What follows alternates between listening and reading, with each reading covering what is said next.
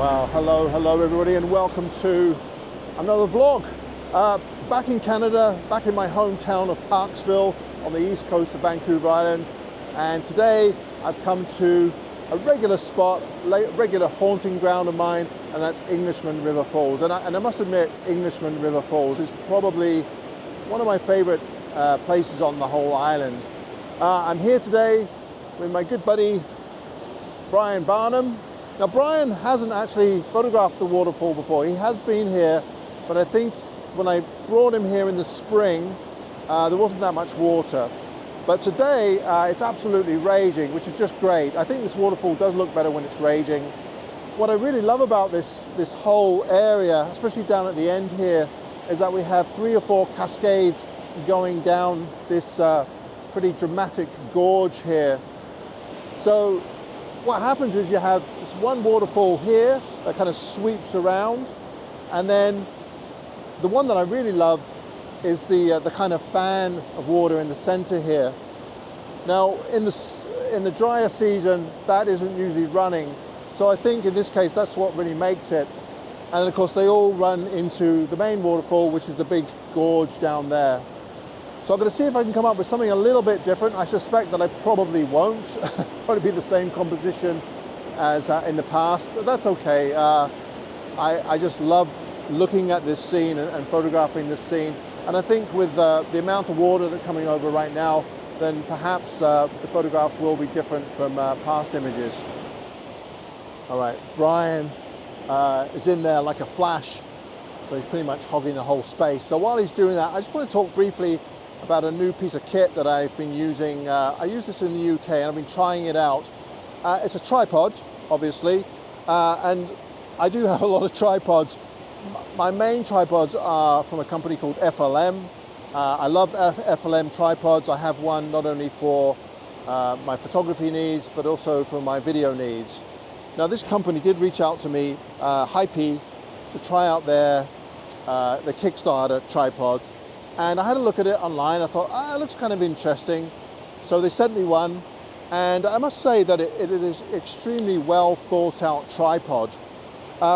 What's kind of unique about this is that it's actually 2 tripods in one. Now, for my photography needs, this is kind of marketed as a travel tripod, but I use these tripods for not only backpacking, but also for video. So right now I have the video camera on my main photography tripod, and I would videotape off this one, but I've just kind of switched them around for this review.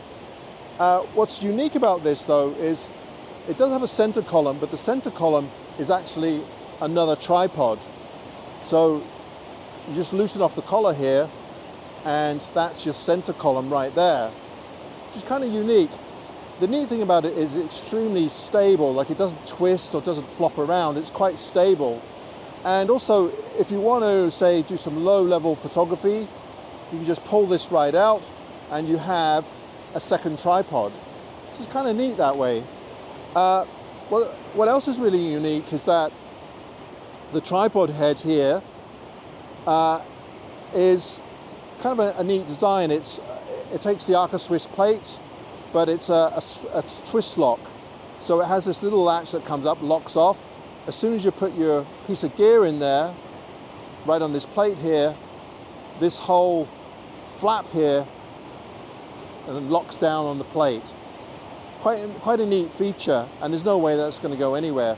The other neat thing about this is if you do a lot of stuff with your cell phone, it actually has this little wire unit that comes out, this section here, and you can put your cell phone in there. So if, say, you wanted to do some time lapse or a selfie with a bunch of other people and you had a timer on it, then you have a little tripod for that. So that's kind of a neat feature as well. The ball head, the only thing I wasn't sure about was this little knob here.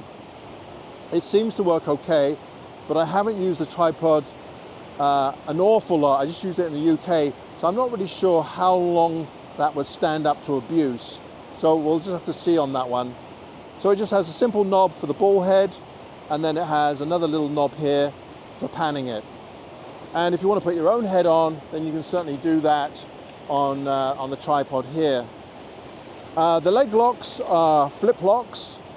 Now I'm more in favor of the actual twist locks, but these little clips here, they seem to work really well.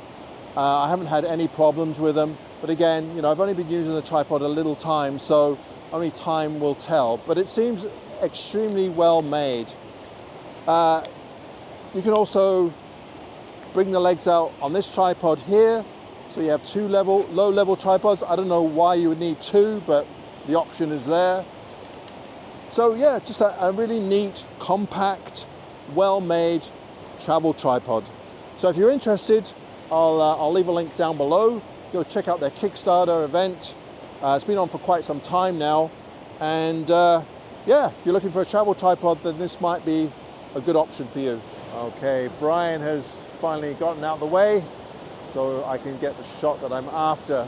The light seems to have gotten pretty bad since we got here. It wasn't too bad when we first arrived, but it's getting gloomier and gloomier, so I hope it's not going to start raining. Shouldn't affect this shot too much though. What I've decided to do is, now there is a little bit of a bank here. If I get down low and close to the river here, it's a good angle. The problem is that as soon as I do that, then it's really hard to eliminate the sky. But for this shot, what I've decided to do is, there's a little bit of a hill here. So I've come up the hill, so I'm shooting down on the scene more, and I'm able to shoot down on the waterfall and get rid of the, just see it there, the white sky there. If I'm down low, then I'm so close to the top of the waterfall, the composition just looks odd.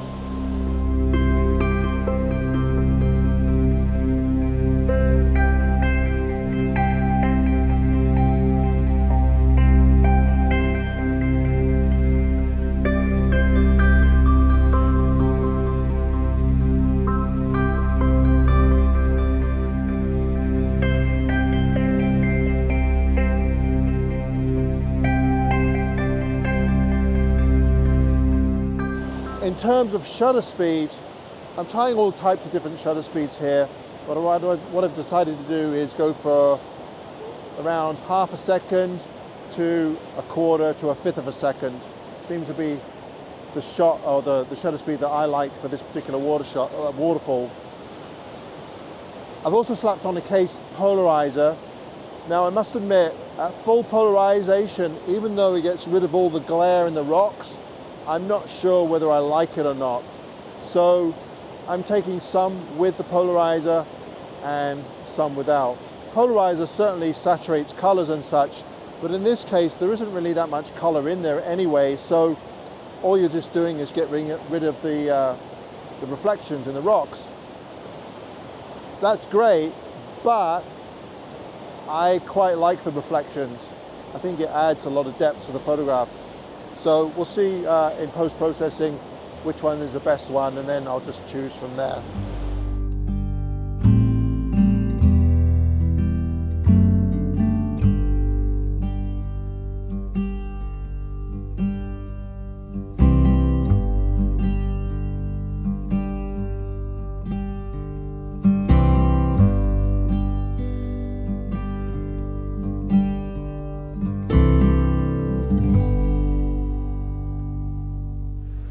Well, we're back out at Englishman River Falls again today. So yesterday, it was pretty good actually. The volume of water is amazing, but it started to get too dark. So we've kind of decided to come back. We had some mist. We had some mist. So yeah. Very misty. Well, Brian actually got a nice shot of there's a log kind of going across the waterfall there. I think I'm going to copy it. From the top of the falls. Yeah, from the top of the falls. It's not like you to copy, Mr. Gibbs. It isn't. I don't copy anybody. See, what I do is I copy people's images and then I claim them as my own, and then people accuse the other photographer of stealing my image. So that's the way that works. You don't do that. Mossman Grove. No, I don't do that. But it does give me good ideas. I often go out with people and I'll see something that they're photographing. Oh, that looks really cool, and then I'll try and get my own spin on. It. No mist today. No mist today. No, there isn't any mist. The light is quite dull actually, but you know, that's just the way it is here on the island this time of year. Very rarely do we get any kind of special light, unless you're in a special location. Special needs.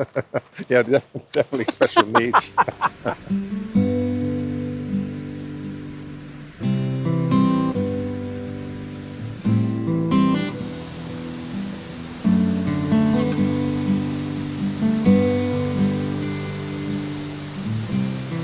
Okay, as promised, I've come down to the section where Brian was. I was just joking about stealing his composition, but the subject matter that he was photographing is really quite lovely. That's the one thing I really like about this waterfall, is that every time I come, there's something different about it.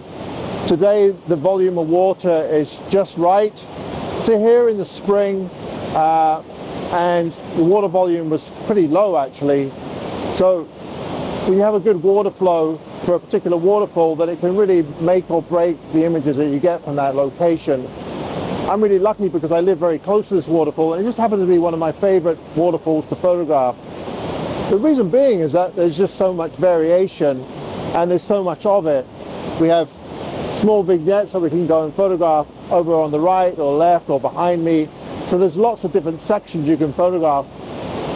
Some of the other waterfalls that I photographed in the past, you know, there's just one waterfall, so you're kind of stuck with that and you have to find a decent angle for it. What I'm concentrating on, there's a couple of sections of waterfall that are coming down, and there's a really nice little section over to the left that I really quite like. But I think what makes it in this case is there's a broken log.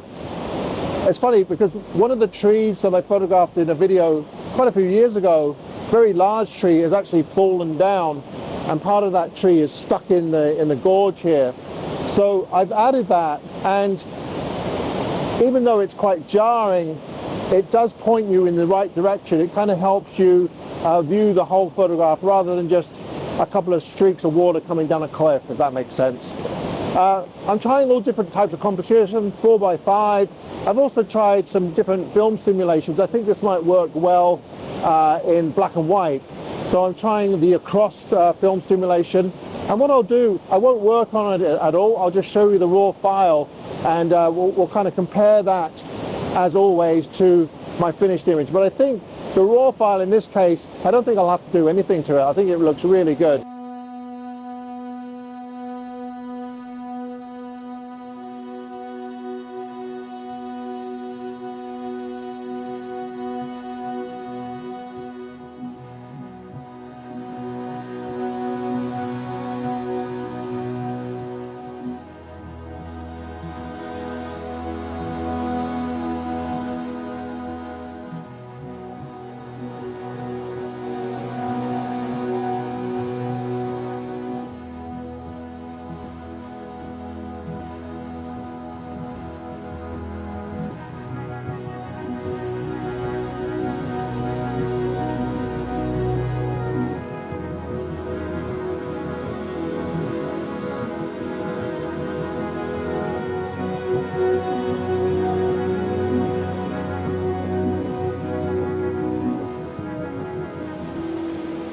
All right, I think I might have found my favorite composition today.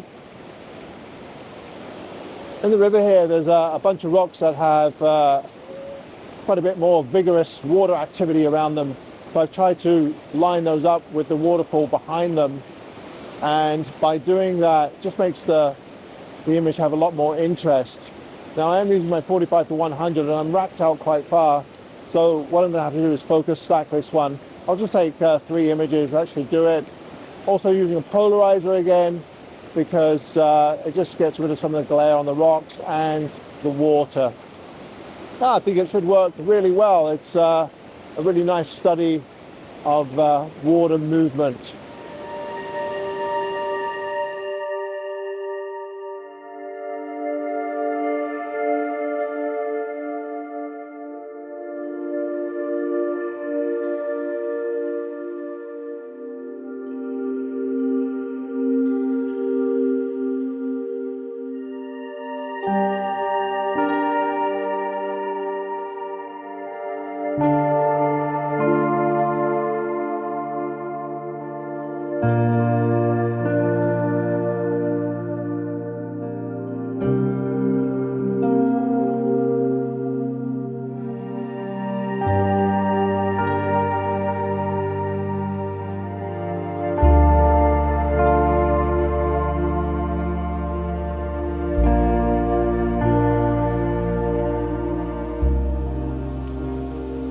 Right. I think I'm done at the waterfall here. Go and see what Brian's photographing. Oh yeah. Just turn the camera around here.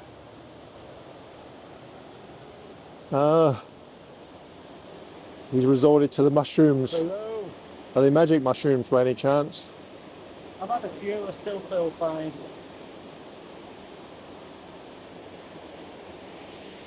Like a mushroom. He says he likes mushrooms. Are you so are you using any kind of reflector to bounce light back in, or are you just taking a straight shot? There's enough ambient light coming into the scene. I can't work a microphone and a camera at the same time. I'm not very good at it. You want me to hold it? Yeah, that's easy. No, I'm getting enough ambient light from the sky coming in. Yeah, there's some nice light. And I can put the polarizer on, just hook it on the front, because I use the Lee filter system.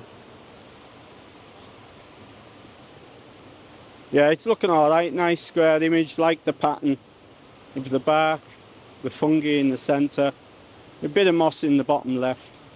I think it works. Simple image. Very simple. Yeah, I might have to have a little go of that myself. I might take a bit of that action.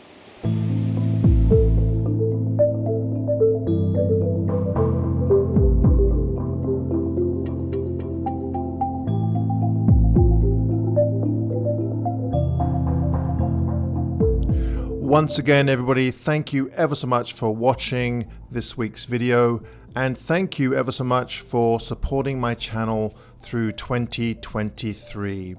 I wish you all the best over the holiday season, and I will see you in 2024. All the best. Bye-bye.